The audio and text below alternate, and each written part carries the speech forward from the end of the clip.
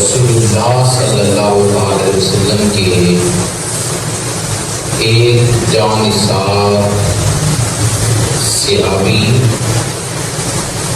اور مظلوم فلسطین، اس دن میں چند باتیں میں آپ کے گفتگو کروں گا۔ کریم آقا علیہ الصلوۃ والسلام نے جب اعلان نبوت فرمایا، مکہ کی سرزمین پہ آپ موجود ہیں،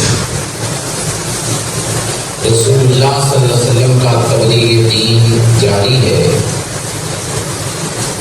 دعوت اللہ جاری ہے، مختلف مقامات پر، مختلف جگہوں پر، مختلف میلوں میں، منڈیوں میں، بازاروں میں رسول اللہ صلی اللہ علیہ وسلم نے پیغام حق پہنچایا، یہاں تک کہ مکہ میں سال کے بعد حج کا جو اجتماع ہوتا تھا، اس میں بھی رسول اللہ صلی اللہ علیہ وسلم مختلف علاقوں سے، مختلف قبائل سے جو لوگ حج کے لیے مکہ آتے، رسول اللہ صلی اللہ علیہ وسلم ان کے خیموں میں جا کر تبلیغ دین فرماتے، جس کے نتیجہ میں یثرب جو کہ کریم آقا علیہ الصلوۃ والسلام کے قدم نور کی وجہ سے مدینہ منورہ بنا،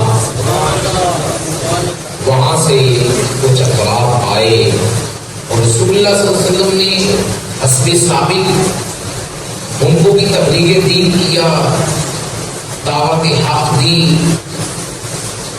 ابتدا میں چاندے مرد اور چاندے عورتیں مدینہ منورہ کی پرانا نام جو اس وقت موجود تھا یثرب، انہوں نے اسلام قبول کیا اور یہ واپس جب لوٹے اپنے گھروں میں، کیونکہ یہ مومنین رسول اللہ کے صحابہ اور صحابیات بن گئے، انہوں نے گھروں میں آ کر، قبیلوں میں آ کر اپنے رشتہ داروں کو بھی دعوت حق دی، اللہ کی توحید کا، رسول اللہ صلی اللہ علیہ وسلم کی رسالت کا پیغام دیا۔ پھر ایسا سال پھر یہ مدینہ کے لوگ حج کے لیے گئے، حضور نے مزید ان کو تبلیغ کی، تو 80-90 کے قریب مرد و خواتین نے اسلام قبول کیا، اور پھر یہ لوگ واپس لوٹے مدینہ کی طرف، انہوں نے حضور کے کہنے پر تبلیغ دین کیا۔ اب یہ بڑی خوش بختی ہے اس فرد کی کہ جس کو رسول اللہ نے اللہ کی توحید کا پیغام دیا، یہ خوش بختی ہے اس بندے کی جس کو رسول اللہ نے آج خود کہا میں اللہ کا رسول ہوں، اور یہ جو آیات ہیں یہ قرآن ہے۔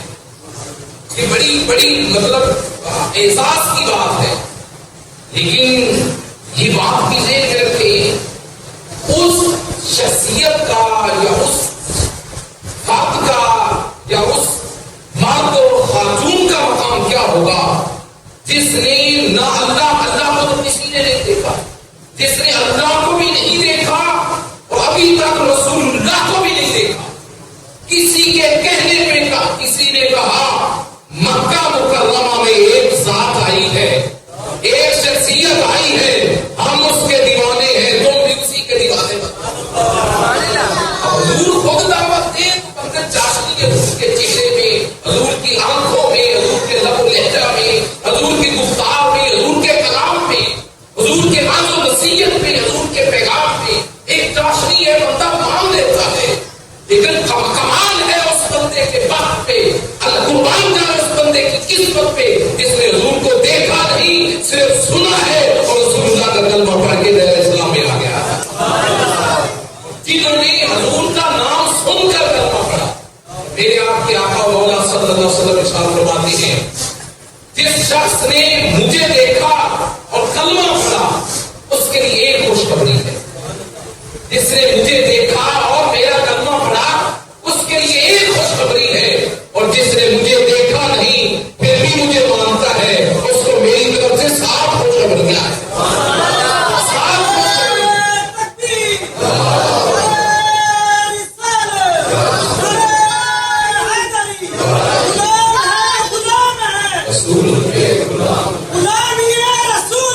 کہو نا عشق مصطفیٰ.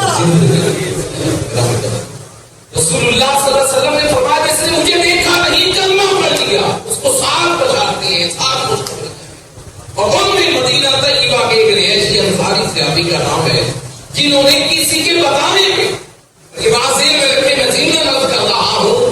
اللہ رب العزت نے سورۃ البقرہ کی جو پہلی آیت میں متقین کا تعارف کروایا ہدی للمتقین اور ان کی صفات بیان کی. پہلی صفت اللہ بیان کرتا ہے متقی پرہیزگار بندہ مومن کی یہ نشانی ہے الذین یؤمنون بالغیب وہ بن دیکھے ماننے والا ہوتا ہے. وہ مومن کو متقی کی نشانی بن دیکھے ایمان لاتا ہے. تو ان میں ایک نام جنہوں نے بن دیکھے اس کا کلمہ پڑھا تو آپ نے دیکھا بھی ہم نے تو رسول اللہ کو بظاہر نہیں دیکھا کہ کلمہ پڑھا ہے. ہم انشاءاللہ رسول اللہ کے دیدار سے جب ہماری روح کب سے انسری سے پرواز کرے گی قبر نور میں محشر میں حضور کا دیدار کرے گی انشاءاللہ. دیکھا رسول اللہ صلی اللہ علیہ وسلم کو ایک حضور موجود ہے نہیں دیکھا کلمہ پڑھا اور پھر اپنی ہی حیات میں پھر دیکھے کلمہ پڑھنے کے بعد دیکھنے کا مزہ کیسا ہوتا کیسا مزہ ہوتا کہ پھر دیکھے کلمہ پڑھا ہے اب کرنے والی شخصیت آ رہی ہے اب ان کی زیادت کرتی ہے. ان میں ایک نام صحابہ کی جماعت میں حضرت سیدنا ابو دجانہ رضی اللہ تعالیٰ عنہ کا نام ہے جنہوں نے حضور کے صحابہ کی تبلیغ کے اوپر کلمہ پڑھا اور مدینہ کے باسی رہے. حضور علیہ السلام کے جانثار بنے نوجوان تھے. ہر معرکہ میں رسول اللہ صلی اللہ علیہ وسلم کے ساتھ شریک غزوہ بدر میں احد میں خندق میں خیبر میں بنو نضیر میں بنی مصطلق میں اور فتح مکہ میں غزوہ تبوک میں حضور کے ساتھ رہے جوان مردی سے لڑے. اور غزوہ احد میں تو آپ کی جانثاری کے ایک مکمل باب ہے کہ آپ نے کس طرح رسول اللہ صلی اللہ علیہ وسلم کی حفاظت کی. کام بن گئے حضرت ابو دجانہ. حضرت علیہ السلام میدان احد لگا ہے کتاب المغازی میں اور دیگر کتب سیر میں یہ بات موجود ہے. ابھی کفار کی طرف لشکر اسلام نے بڑھنا ہے یہ بات کرنی ہے. رسول اللہ موجود ہے میدان احد میں. حضور علیہ السلام نے اپنی تلوار لہرائی. جماعت صحابہ 1000 تقریباً مسلمانوں کا لشکر موجود ہے. حضور نے فرمایا من یاخذ سیفی ھذا کون ہے میری صحابہ میں جماعت میں سے صحابہ کی جماعت میں سے جو میری تلوار لے گا میری تلوار لے گا. اب یہ دیکھیے حضرت عمر حضرت ابو بکر حضرت عثمان حضرت علی حضرت عباس اور یہ سارے صحابہ موجود ہیں. حضرت عمر کہتے ہیں کہ میرے دل میں تمنا آئی کہ یہ تلوار حضور مجھے دے. حضرت عباس کہتے ہیں میں نے مانگا حضور آپ مجھے تلوار دے. حضرت زبیر بن عوام حضور کی پھوپھی کے بیٹے تھے حضرت صفیہ کے کہا مجھے دے دیں. حضور علیہ السلام نے کسی کو نہیں دی. حضور نے فرمایا کون لے گا میری تلوار. اتنے میں ابو دجانہ صفوں کو چیرتے ہوئے حضور کے سامنے کھڑے ہوئے. عرض کی یا رسول اللہ صلی اللہ علیہ وسلم ما حق سیفی کا. یا رسول اللہ پہلے یہ واضح کیا جائے آپ کی تلوار کا حق کیا ہے اس کا حق کیسے ادا کرنا ہے کیسے لینی ہے تلوار.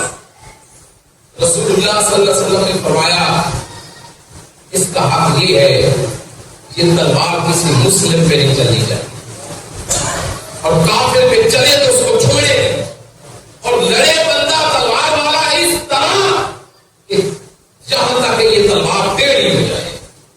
اور رسول اللہ صلی اللہ علیہ وسلم کی تلوار جس کے اوپر 3 جملے لکھے ہوئے تھے اور وہ پوری عمر قیامت تک کے لیے ان کے لیے مثال نور تھے وہ الفاظ اور آج بھی ہیں.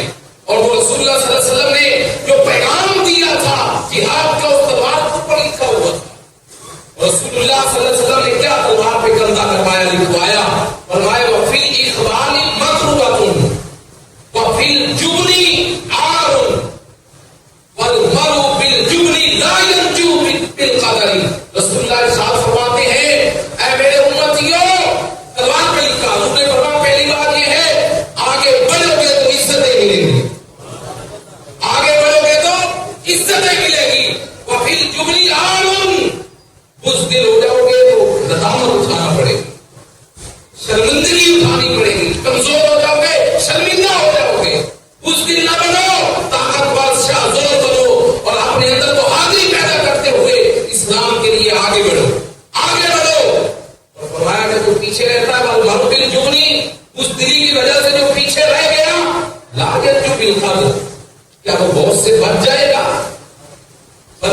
بزدلی کی وجہ سے پیچھے رہ جائے تو ہمارے پاس طاقت نہیں، قوت نہیں، ہم اکیلے کیا کریں؟ آپ مجھے یہ بتائیں، وہ بندہ بچ جائے گا؟ مرے گا تو ضرور۔ اسرائیل تو ہر ایک کے پاس آنا ہے، تو پھر کیوں نہ ہو کہ جب ہم جائیں دنیا سے تو ہر ایک کی زبان پہ یہ ہو، جس دن سے کوئی مقتل میں گیا وہ شان سلامت رہتی ہے۔ یہ جان تو آنی جانی ہے، اس جان کی کچھ پرواہ نہیں۔ اس دن سے مقتل میں جائے، جامع شہادت نوش کرے اور میدان عمل میں آئے، لوگ کہتے رہے عزت پہ نہ کیوں مر جائے اس نام محمد پر۔ یہ جان ایک دن تو ویسے بھی تو جانی ہے۔ میٹھا میٹھا پانی ہے، کو کسی نے کہا کوئی کوثر دا پانی ہے جن نام نامے مدنی دے تے مجری تے جانی۔ اسلام کے نامے لگا یہ جان، پھر دیکھے اللہ تجھے کیسے دنیا اور آخرت میں عزت عطا کرتا۔ اور وہ کسی نے یوں کہا تھا مقام فیض کوئی راہ میں جچا ہی نہیں، جس کے سامنے موت ہوتی ہے، اسلام ہوتا ہے، دین ہوتا ہے، وہ کہتا ہے رسول اللہ کی ذات سامنے ہوتی ہے، وہ کہتا ہے مقام فیض کوئی راہ میں جچا ہی نہیں، کوئی گاؤں سے نکلے اس پہ دار چلے، کوئی اور راستہ ہمیں پسند ہی نہیں، بس گل سے مصطفیٰ کے در تک، مصطفیٰ کے در سے اپنے کرتا، ایک ہی راستہ ہے وہ رسول اللہ کی بارگاہ کا۔ پھر بات تو جانا ہے، حضور فرماتے ہیں اس دن یہ شرمندگی ہے، ندامت ہے، آگے بڑھنے میں عزت ہے، آگے بڑھنے میں عزت ہے۔ حضور نے جب یہ تلوار کے حقوق بیان کرتے ہوئے آپ بیان کیے، اللہ کے حضور جانا آپ یا رسول اللہ مجھے دیجیے، مجھے تلوار دیجیے، میں آپ کی تلوار کا حق ادا کروں گا۔ پھر وہ حیدری کی شان سے محمد شیر نکلا اور 3000 کافروں کی صفوں کو تہوبالا کر اور ان کی سبوں میں کھلبلی مچا دی حضرت ابو دجانہ بڑھتے بڑھتے حضرت ابو دجانہ یہاں تک کہ وہ جہاں محفوظ مقامات تھے، جہاں خواتین موجود تھی، رجس پڑھ رہی تھی، اپنے نوجوانوں کو ابھار رہی تھی، وہاں پہ حضرت ابو دجانہ پہنچ گئے۔ جب وہاں پہنچے تو حضرت ابو دجانہ رضی اللہ تعالیٰ نے ہمارے ایک خاتون کی گردن پہ رکھی، ایک خاتون کی، آپ نے کہا اندر نفس نے کہا مار دے اس کو، یہ بھی کافر ہے، یہ تو کافر نوجوانوں کو باہر رہی ہے مسلمانوں کے خلاف، ختم کر دے اس کو۔ کہا نفس نے یہ کہا، ایمان اور عشق نے کہا ابو دجانہ یہ رسول اللہ کی تلوار ہے، یہ بانی اسلام کی تلوار ہے، یہ کسی عورت یا بچے یا مظلوم کے اوپر نہیں اٹھنے والی۔ میں نے کہا یہ اسلام کی تلوار تھی جو عورت پہ نہ اٹھتی تھی۔ اے اسرائیلی ظالموں تم کون سے ظالم ہو جو بچوں کو بھی شہید کر رہے ہو اور عورتوں کو بھی شہید کر رہے ہو؟ کون سے تم نے کون سے میں نے کہا ظلم کر لو، ظلم بڑھتا ہے تو مٹ جاتا ہے۔ ہلاکو خان بھی آیا تھا، چنگیز خان بھی آیا تھا، ہلاکو خان نے کھوپڑیاں بنائی تھی انسانوں کی، مار مار کے بلال بنا دیے کھوپڑیوں کے، اور چنگیز خان انسان مسلمانوں کی کھوپڑیوں میں شراب پیا کرتا تھا، اس کو وحشت نہ آتی تھی۔ میں نے کہا بڑے بڑے ظالم آئے، حجاج بن یوسف جیسے بھی آئے، یزید جیسے بھی آئے، وہ مٹ گئے، ان کے نام مٹ گئے، ان کے نشان مٹ گئے، ان کی نسلیں بدبودار ہو گئی۔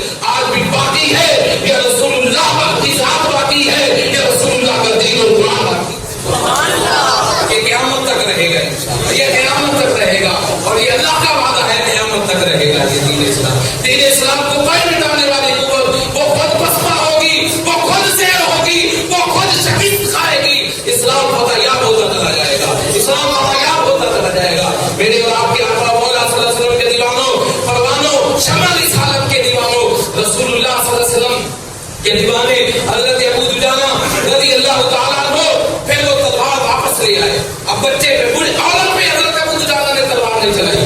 اور یہاں پہ میں ایک اور بات عرض کرنا چاہتا ہوں، حضور کے ایک غلام ہے جن کا نام ہے حضرت خبیب بن عدی رضی اللہ تعالیٰ عنہ، کافروں نے ان کو پکڑ لیا، کفار مکہ نے، جہاں پہ آج مسجد عائشہ ہے، اس کو پہلا نام اس کا مقام تنعیم ہے، جہاں پہ گرفتار کر لیے، گھر کے اندر رکھا۔